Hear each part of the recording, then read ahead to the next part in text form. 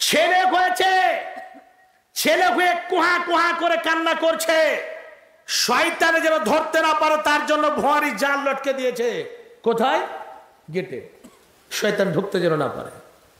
কত বড় ইবাদত গো, আল্লাহু আকবার, কত বড় ওষুধ। ভুয়ারি জাল যদি টাঙ্গে দেয় শয়তান ঢুকতে পারবে না। আবার বুড়ো দাদুরা কে বলছে, তোমার ছোট ছেলে হয়েছে বৌমা, তুমি যদি বাইরে যাও তো কেচ্চা হাতে করে নিয়ে যেও, আর না হলে এখন হেঁচা হাতে করে নিয়ে যেও। কত না আগে কেচ্চা হেঁচা থাকলে শয়তান ভিড়তে পারবে না। আব কহেন দেখি ইমানটা কত কোন জায়গাতে গিয়েছে, কোন পর্যায়ে গিয়েছে। তখনও বুকে করে কেচ্চা নিয়ে আছে, যে জায়গাতে শুতে ওই সিতারাতে কেচ্চা রাখা আছে। কত বড় যে শিরিক করে, আস্তাগফিরুল্লাহ। জীবনে শিক্ষা নিয়েছে মাদ্রাসাতে, জীবনে শিক্ষা নিয়েছে। একটা ছেলে কান্না করছে কুহা কুহা করে মাগরিবের সময়। আরে হাদিসে আছে, শুনুন, দেখুন হাদিসে, যে মাগরিবের সময় ছোট বাল্য ছেলেকে রাস্তা পথে বের করতে নবীজি মানা করেছেন। কেন? সেই সময় শয়তান রাস্তাতে খেলা করে, শয়তানকে দেখে ছেলে কান্না করবে, শয়তান একটু ঘুঁচা মেরে দেবে। যতক্ষণ পর্যন্ত ওই ছেলেটার কাছে আপনি এই ওষুধ না দিবেন, ওষুধ কোনটা থেকে? এই কোরআন থেকে। আপনি সূরা ফাতিহা পড়বেন, সূরা নাস পড়বেন, সূরা ফালাক পড়বেন, কুলহু, সূরা ইখলাস পড়বেন, আয়াতুল কুরসি পড়ে ফুঁক দেন, শয়তানের 14 গোষ্ঠী পর্যন্ত পালাবে। কান্না বন্ধ হয়ে যাবে, কান্না একেবারে বন্ধ হয়ে যাবে। শিক্ষাটা কোন জায়গাতে নেবেন? মাদ্রাসাতে নেবেন? স্কুল কলেজে পাওয়া যাবে? কোন জায়গাতে পাওয়া যাবে? যেই মতো মৌলানাকে দেখছেন 6,000 7,000 বেতনে শিক্ষকতা করছেন, সে আলেম গনি আপনাদের ছেলে মেয়েদের আপনাদের এইগুলো শিক্ষা দেবেন। কোন জিনিস থেকে পাক হতে গেলে কি করতে হবে, নাপাক হয়ে গেলে পাক কেমন হতে হবে, আর কেমন করে ইবাদত করতে হবে। এই নামাজ, রোজা, হজ, যাকাত, তাসবিহ, তাহলিল, জিকির, আজকার শিক্ষা ছাড়া করা কোনো সম্ভব নয়, অসম্ভব। নামাজটা আদায় করবেন ভাবজান, সময়টা লাগিয়ে।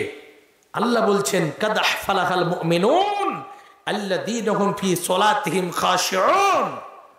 ওই সমস্ত মুমিন বান্দারা ফালাহ পেয়ে গেল, কামিয়াব হয়ে গেল, যারা ভুল না করে খুশু খুজুর সাথে সুন্দরভাবে সময় দিয়ে আল্লাহকে সন্তুষ্ট করার জন্য আল্লাহর ভয় রেখে সুন্দর করে সালাত আদায় করলো, তারাই হলো কামিয়াব।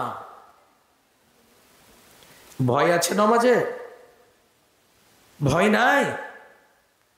নমাজের দাঁড় হয়ে এমন এমন আছে, জুমার ঘরে দেখবেন প্রত্যেক আলেমগণ বলছেন জুমাতে, যে যখন ইমাম সাহেব খুতবা আরম্ভ করে দেবে তখন আল্লাহর ফারিস্তাগণ রেজিস্টারকে বন্ধ করে খুতবা শুনতে লাগে। তখন কিন্তু কথা বলা চলবে না, ইশারা করাও চলবে না। যদি একটু ইশারা করো, কথা বলো, তাহলে তোমার কি হবে জানো? নবীজি বলছেন লাইসা লাহুল জুমা, তার জন্য জুমাই নয়, মানে জুমার নেকি পাবে না।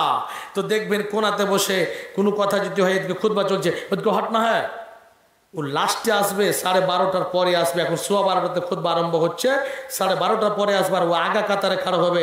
আর 6:30 ও আতর লাগিয়ে এসেছে, আর সবকে হটিয়া হট না হে, হট না হে, হট না হে, হটবি না শালাকে কাহিনের ঘোড়া দেব করতে করতে ও আগা দিকে যা বসবে।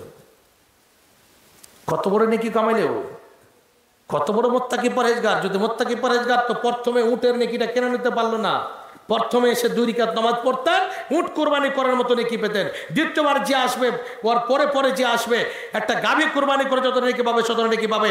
তারপরে যে আসবে ছাগল, তারপরে যে আসবে, এরকম করে মুরগ, তারপরে আন্ডা পর্যন্ত শেষ হয়ে গেল। আপনি কেন নিতে পারলেন না? আপনি তো নিলেন না।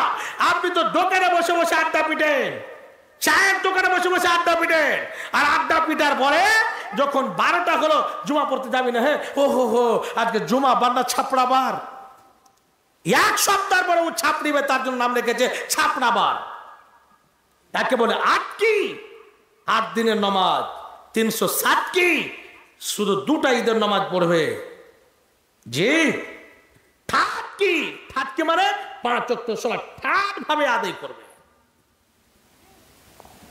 জি অনেক রকমের দুনিয়াতে লোক আছে। কিছু কিছু লোক বলছে ফের নামাজ না থাকলে কি হবে, নামাজ না পড়লে? ইমানটা খুব মজবুত আছে। কত যে গলা উঁচু করে বলছে, নামাজ না পড়তে পারি মৌলানা, ইমানটা খুব তাজা আছে। আচ্ছা একটা কথা বলেন, আপনার বাড়িতে চাউরি নাই তো ভাত রান্না করবেন কেমন করে? আপনার চেরাকে তেলই নেই তো জ্বালাবেন কেমন করে? আর বলছে নামাজ না পড়তে পারি, ইমান আছে। আরে ইমান, নামাজি ইমান তৈরি হয়, তো আপনার তো ইমানই নাই। নামাজিরা তো ইমান কেমন থাকবার, ইমান আছে মানে? ইমান নেই।